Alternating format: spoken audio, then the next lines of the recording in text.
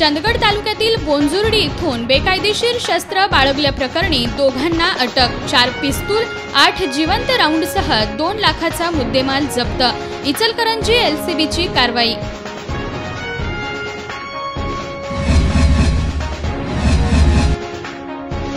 ब्राह्मण समाजाबद्दलच्या वक्तव्यासंदर्भात 24 तासात खुलासा करा।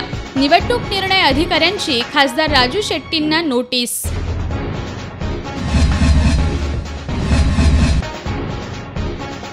बेकायदेशीर मळी वाहतूक करणाऱ्या एकाला अटक। मळीसह 13 लाखाचा मुद्देमाल जप्त। कोल्हापूर एक्साईजची कारवाई।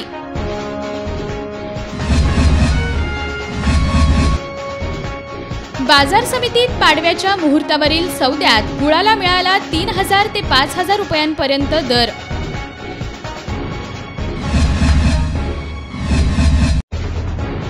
आणि गुढीपाडव्याचा सण सर्वत्र उत्साहात साजरा। बाजारपेठेत खरेदीसाठी गर्दी।